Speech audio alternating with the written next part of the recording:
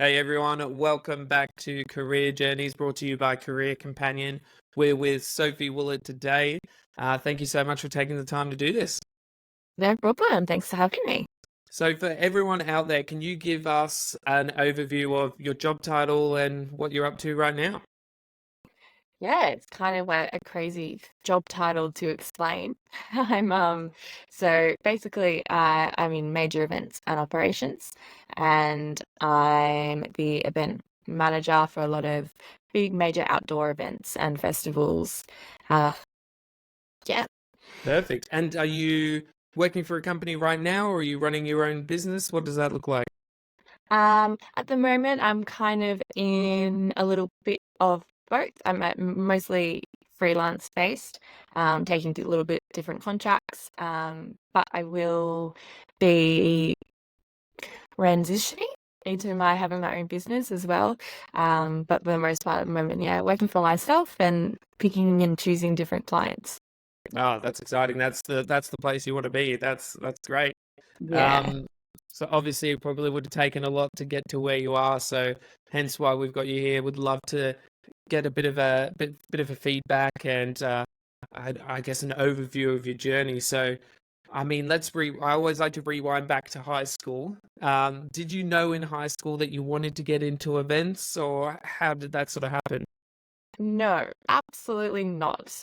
I don't even think I knew at the end of year 12 when I got my HSC results what I wanted to Yeah. do. I just always knew that whatever I wanted to do, I wanted to do really well in, wanted to exceed. Um, High school was definitely a do my absolute very best in everything, get the top marks, which kind of ended up in an HR that I actually didn't really need in the end at all. And once year 12 finished, it was mum and I sat down. We went through the UAC books at the time, Hmm. scrolled through all the different courses, and then we just kind of found a few that fit my interests and what I was good at. I was always very good at planning parties and organizing people and putting on fun events. So it kind of, yeah, I kind of just went into this. It was a Bachelor of Management at UTS, majoring in events and leisure.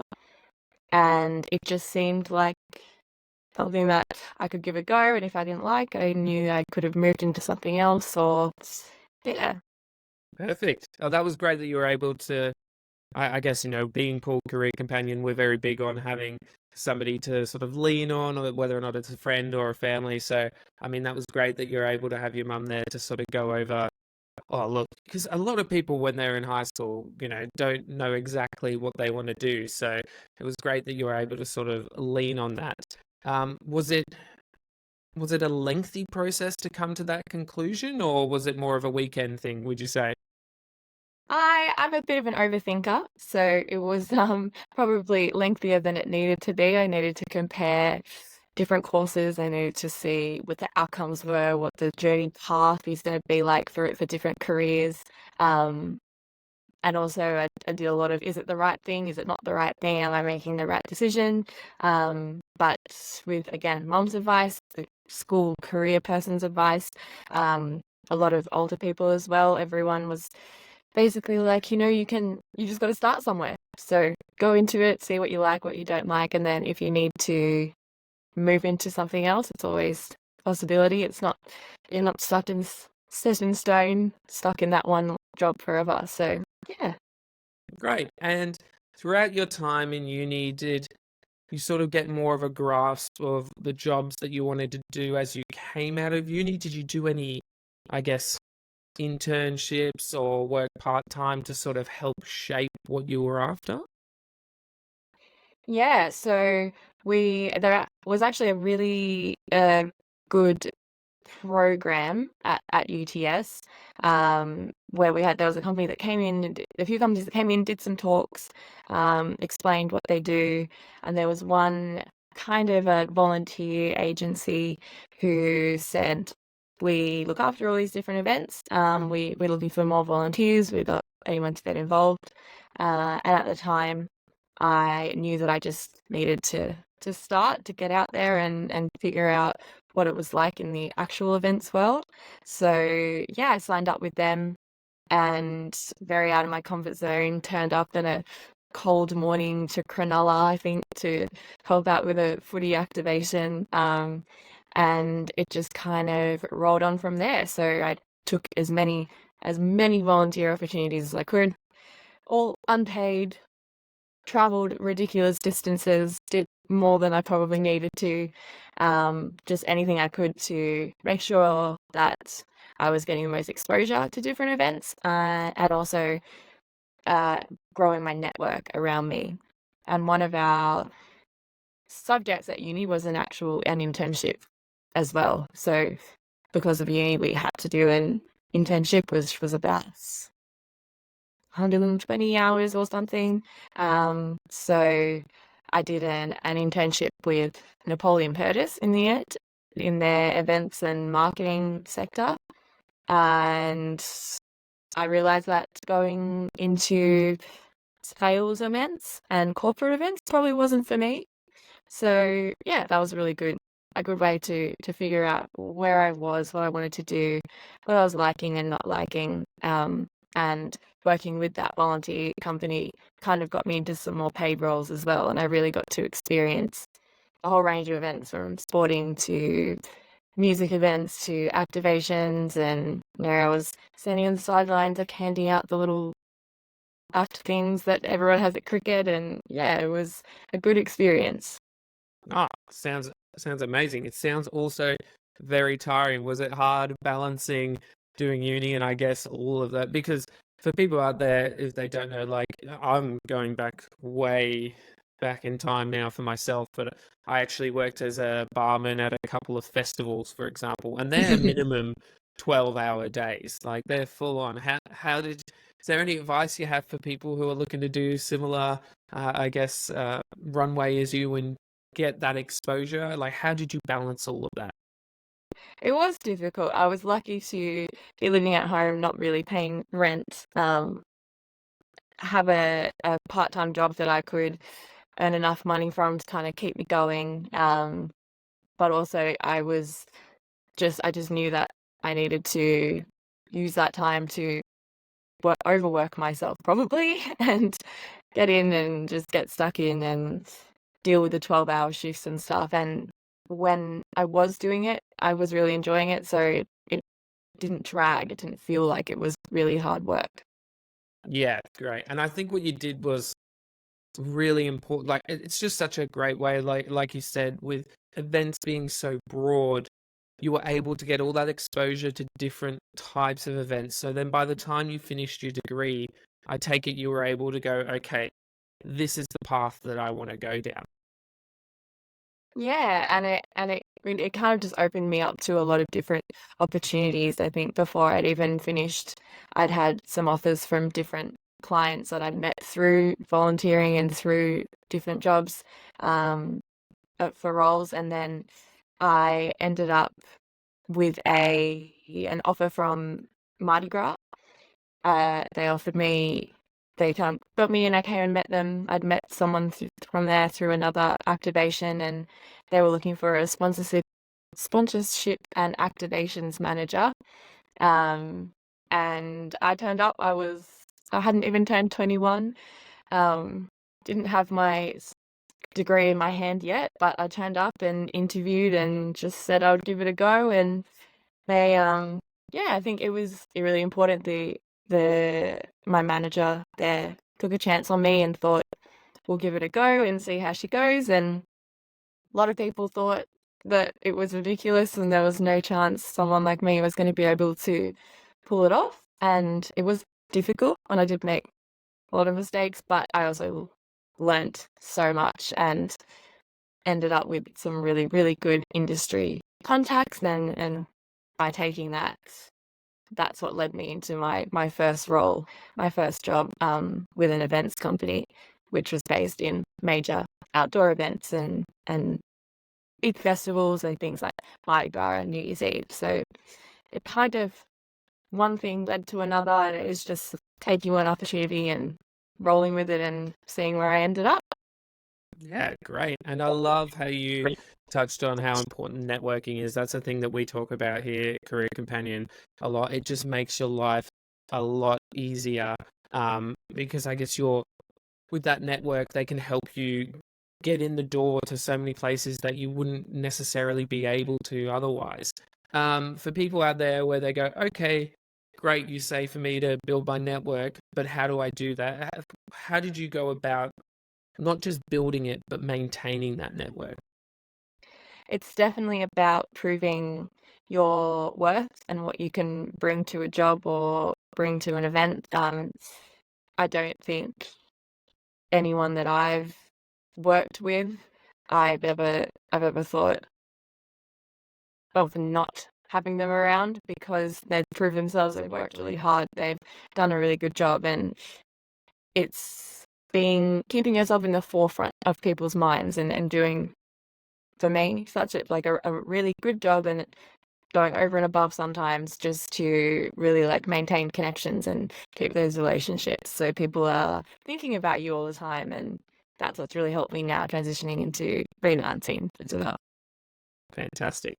And let's go back to, I guess, your career journey. So you landed in your first job over at Mardi Gras. How long were you at that company for? And did you have any progression in your role throughout that time? Or did you only progress up the ranks once you sort of, moved over to different companies? So Mardi Gras it's different because it's an organization that is just they just put on one event per year. Obviously Mardi Gras.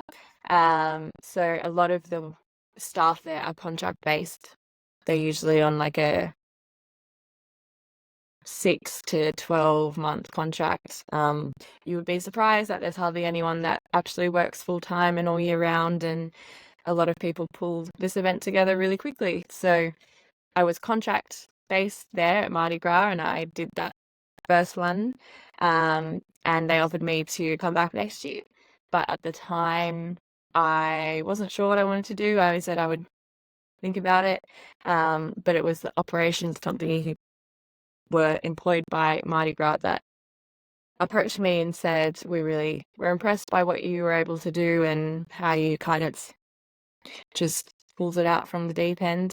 And we'd love you to come and work for us. So I moved over to them through that and kind of started at the bottom there, doing a lot of admin and little things, and learning also a lot of the on ground physical side of events, which you don't learn at uni. And a lot of that stuff was really, really important to learn, and I'm really glad that I managed to learn it there and learn it young enough because it's just so useful today. And from there, in that company, I was able to progress into bigger roles, take on more, um, and learn a lot from the man who owned it, who was just uh, an industry legend. Difficult to work for, but really good to learn from, and yeah, to gain progression. Great. And I'll unpack that a tiny bit. So you sort of mentioned there was a point there where you weren't sure what you wanted to do. What sort of happened there, and how did you come to the conclusion that, taking the next step into what you did was the right one? I was quite exhausted after the first Mardi Gras, and also I'd gone straight from uni. I'd gone from youth well straight to uni, straight into this Mardi Gras job.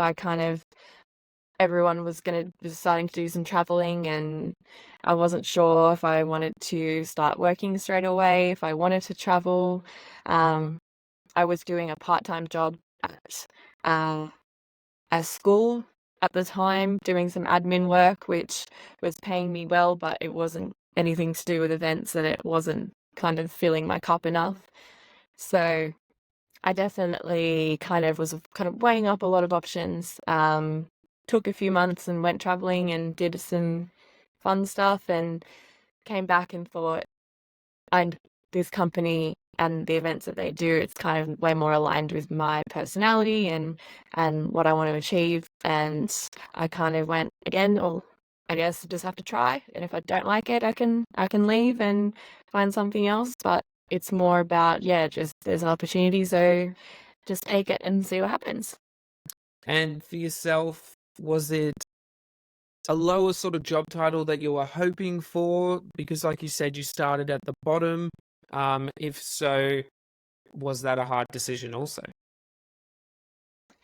Not for me because I was happy to start. I was happy to start at the bottom with less responsibility, so that I could kind of go under the radar while I like to do things well. So I wanted to be able to find my feet a little bit, get the information, get the knowledge that I needed to do that role really well, and then kind of work my way up from there. So I'd been volunteering unpaid, so I wasn't that worried if I wasn't getting paid that much because I knew that I needed to do the groundwork to get to where I wanted to be. Yeah, great. And for people who don't know the event space, to get to where you are, what sort of job titles and levels did you have to, I guess, progress through to get to where you are?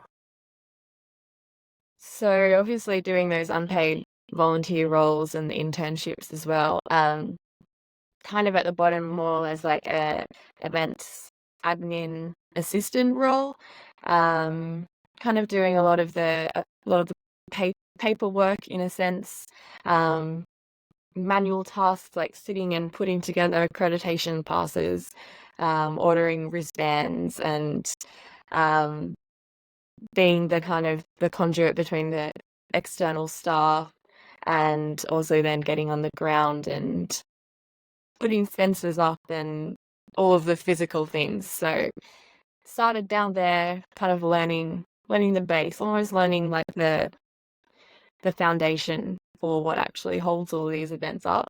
And some of it quite laborious, some of it not particularly fun, or glamorous at all.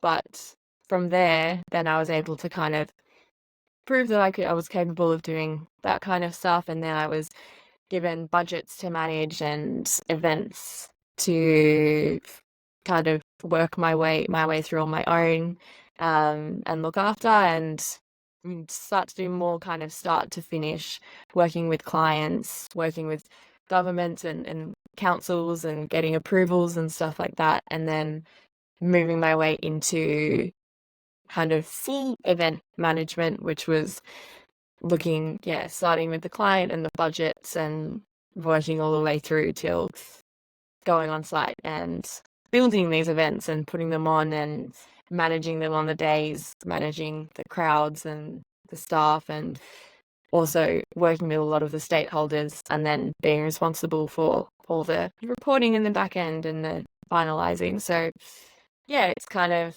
a lot of the stuff that I needed in that role came from being at the bottom and needing to actually have to do that groundwork and understand it really well. Amazing. And how long did you sort of stay in that, like you said, groundwork role before you felt that you were ready to progress? And also, the main question that I like to ask everyone is, how did you go about that transition period of going to, I guess, your manager or your boss and going, "Hey, I'm ready to take that next step"? It was kind of mixed for me because a lot of the events world, especially the festivals and the music and that kind of side, is really small teams doing these big jobs. So a lot of the time I kind of just got thrown into something because there was no one else to do it, and it would just had to get done, and I would jump up and go, yeah, I'll do it and learn something new and prove myself a little bit more. So some of the things I probably wasn't ready for at all, but that's probably where I learned the most. Um, Being female was also really difficult because a lot of it, especially the on-site stuff, is very male focused. It seems like it should be a man's job, not a woman's job. So pushing to have some more responsibility in that sense as well was really difficult. So a lot of the time I did have to go, yeah, straight to the managers, to the business owners, and say, look, I think I've proved what I can do for you guys, and I would like to take on responsibility, and I also, yeah, want the opportunity that some of the guys have as well to go on site and build these events. And did you get any pushback when you sort of requested the to be the same as a man? Yes, I did, which was, yeah, a hard position to be in a lot of the time.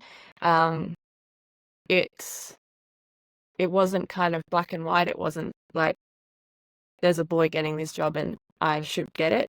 It was a little bit mixed, and oh, but you're really good at the admin office side, and you're really good at managing everything, and you're really good at pulling it together and looking after budgets, and um which I said, that's really good. I'm glad I can do all that, but I want to learn more. Um, and I want to expand my skills to be able to do some of that on-site work as well, and actually be able to physically build these events. And there were some really good guys that I was working with who taught me a lot of the stuff just out of the goodness of their hearts. They kind of just took me around with them sometimes, and I got to learn from them. Um, but it was putting it into an actual job title, and getting that recognition from the company that was a little bit more difficult, and yeah, probably where I received the most pushback. Oh, I'm sorry to hear that, but it's great to see that you were able to get through to them and get what you deserve. Would you say that that was more specific to the company itself, or would you say that was an industry practice at that time? It's pretty industry standard, which is really difficult.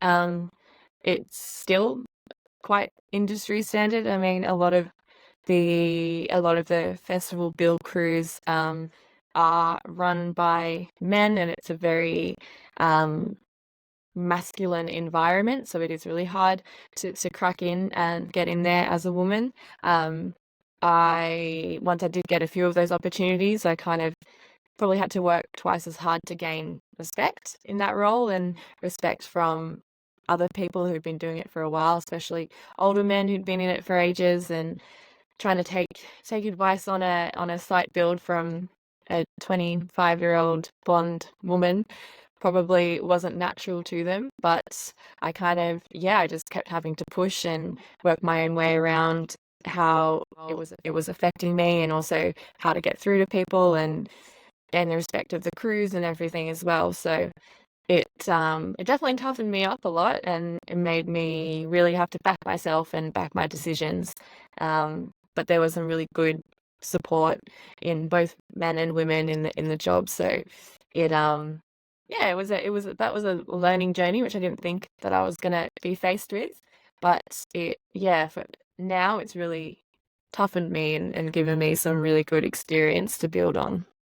Look, again, sorry that you've obviously had to, go through that, but I mean, I think would have been a lot of people probably would have just gone, look, this is too much effort. I'm just gonna, you know, hang up and quit on this.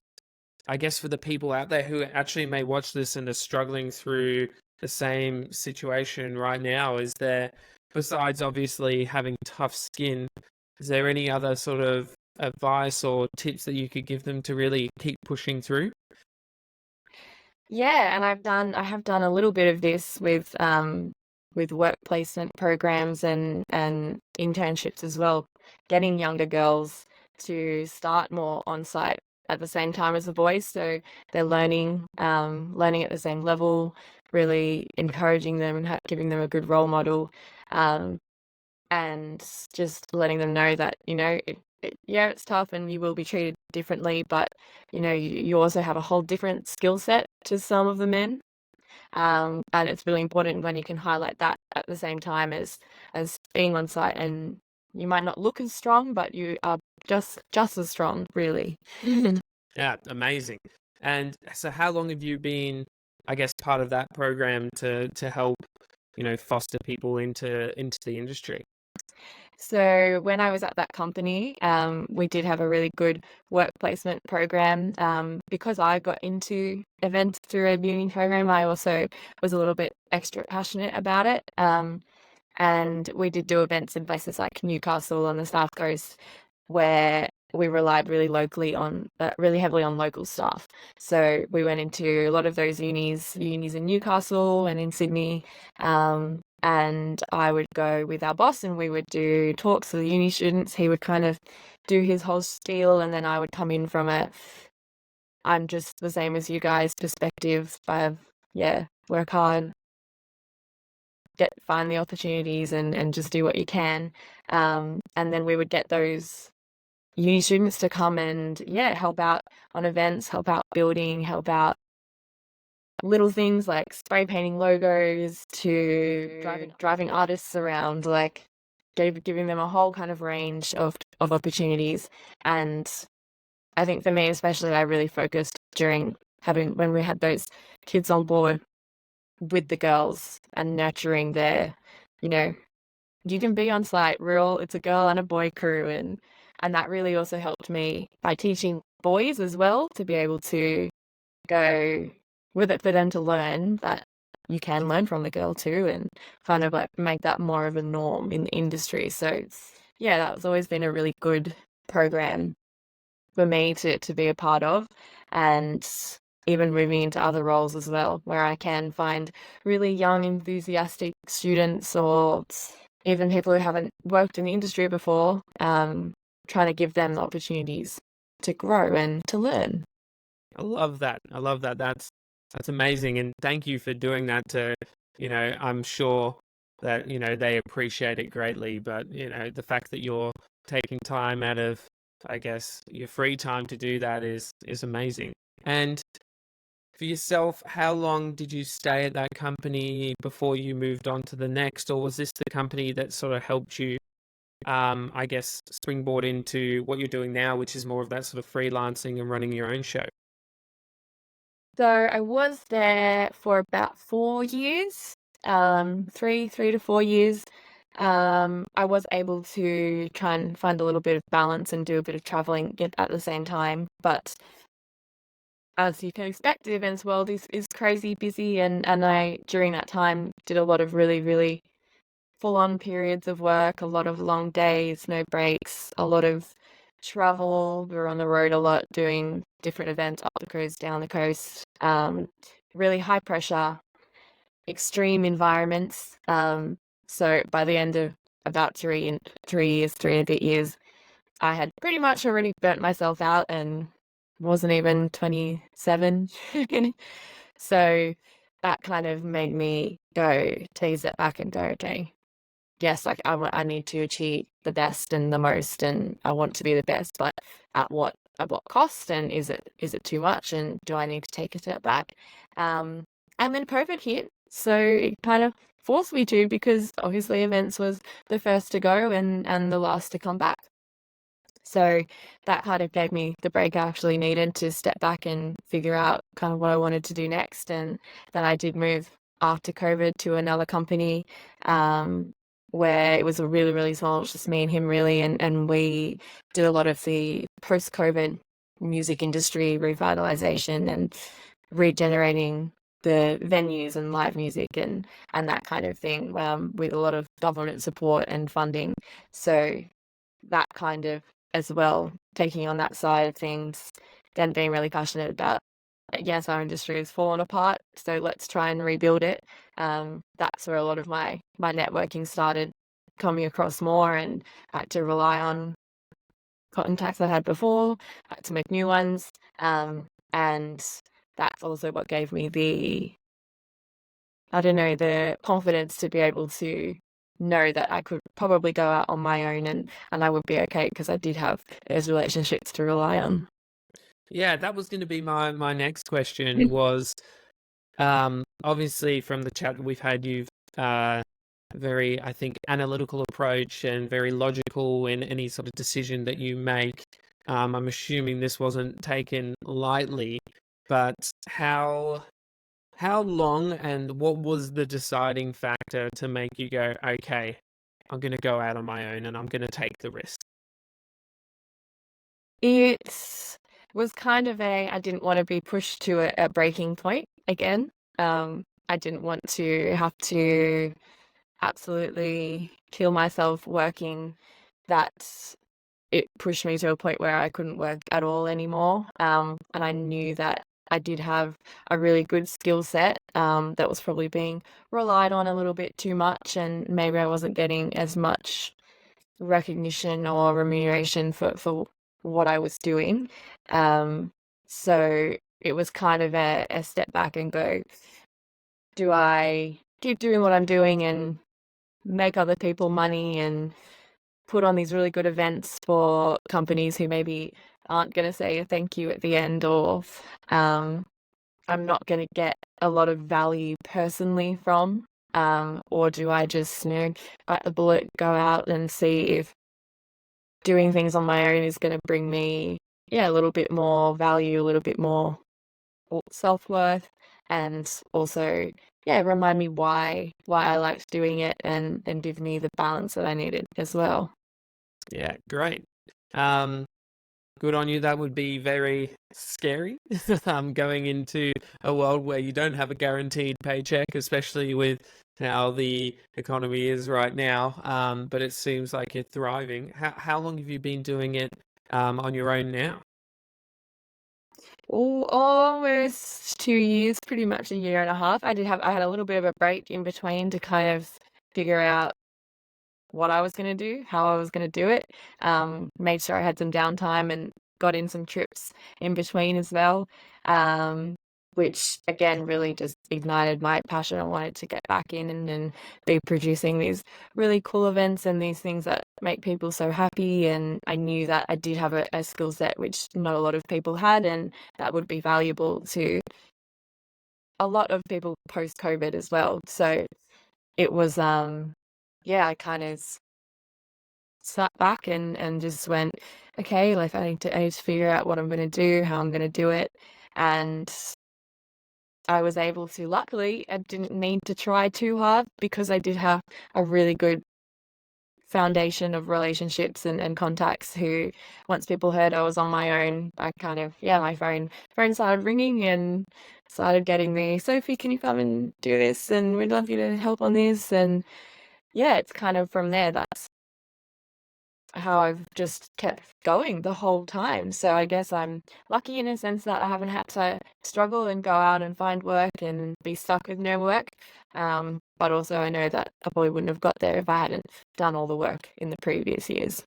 Yeah, I definitely wouldn't say it's luck. It sounds like it's a testament to your hard work and keeping up that network, and the fact that they're reaching out to you to say, "Look, we'd love to work with you now that you're on your own," is not luck. It's clearly just hard work on your end. I mean, I work in sales, so I know what it's like to do cold outreach, and I know what it's like to have inbound warm leads. And it sounds like all of yours are inbound and warm because of all the hard work you've done. So, congrats on that. That's You. fantastic. And I guess for people who are looking to obviously get to where you are, um, or just interested in events in general, what's your day to day and week to week look like? What sort of breakdown is that? Obviously, it's going to change, but if you could give us a rough overview, that would be fantastic. Yeah, so it's kind of different working for myself and balancing clients. But if I was going to be working on a big event, basically day to day, it's a lot of client management, client relationship management, stakeholder relationship management as well, working with councils for approvals, working with governments for funding, and agencies like Destination New South Wales and Create New South Wales and Music New South Wales. Um, and then kind of pulling together all of those stakeholders to make sure that they've got the information that they need, to support the events, which means building those events from scratch, doing things like operational plans, briefings, and risk management plans. I do a lot of emergency management as well, looking at the crazy side of events, which is crowd management and drug and alcohol management, harm minimization, harm reduction. And then, after an operational kind of foundation is built, kind of go into the event and look at I love it when it's a blank space and I can go in and go, cool, okay, we're going to put a stage over here and fencing over here, and we're going to need this many toilets, and how much fencing are we going to need, and all of that kind of thing. So kind of building that as a site plan, planning it out, mapping it all, sending it out, and then getting a lot of that stakeholder feedback. Is it going to work for a council? Is there a neighbour across the road who's going to complain? Is there a water main right where we want to dig and put our stage foundations in? Like crazy little things like that. To then also all the important people that put on the events and who are there on the day, and the crews who do build the stages and build the fence and run the artists around and feed everyone, and the security guards who stand and scare people at the entry. So it's, yeah, a lot of, as it is, it's event management, but it's, yeah, a lot of operational logistics, working out how to get a lot of the gear to the sites, figuring out if a giant truck can squeeze through the tiny path, little things like that, which I had to learn. How many pallets of water, how many cases of water fit on a pallet, like weird little things that you don't learn at uni. And yeah, and then that kind of moves into building the event and all of that, which is then a completely different day to day, week to week kind of role.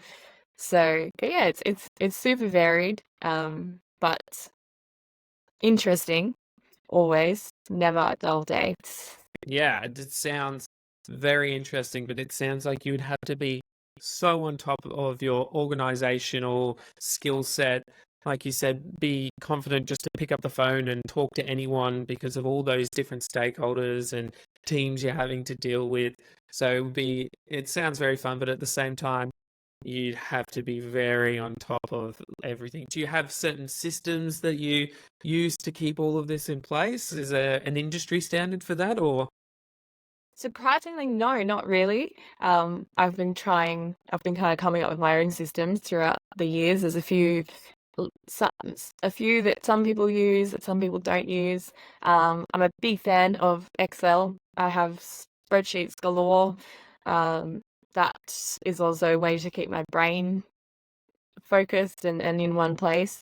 And kind of, yeah, working in projects and filing in projects and keeping kind of tabs on each separate event at the same time is really difficult. So tracking things like spreadsheets and even things as simple as having groups in your inbox, that, yeah, it really, really helps.